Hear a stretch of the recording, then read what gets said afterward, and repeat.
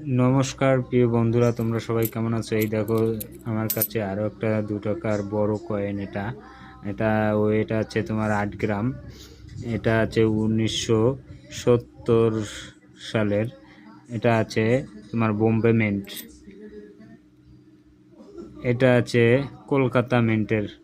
এটা কিন্তু 8 গ্রাম ওজনের। আর আরেকটা আছে 6 গ্রাম ওজনের, 1990। এটা আছে, এইটা আমি বুঝতে পারছি না, 1982 সালের এই টাকা। আমি এখনো দেখিনি, কারো কাছে শুনিও নি। 1970-এর আগে এগুলো তো বার করেনি। এই দেখো একই টাকা,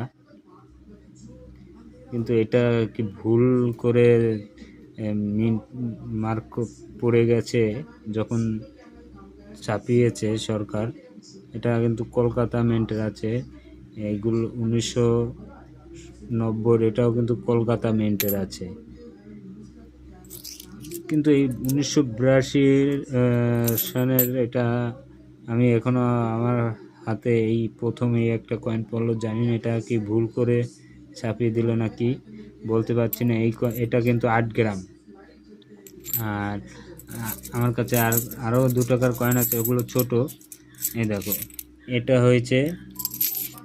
হয়েছে 6 গ্রামের টাকা। 6 গ্রাম থেকে হয়তো একটু 2-1 পয়েন্ট বেশি কম হতে পারে, কারণ পয়েন্ট কমে কমে যেতে পারে, ঘষায় ঘষায় অনেক সময় কমে যায়, দেখতেই পাচ্ছ।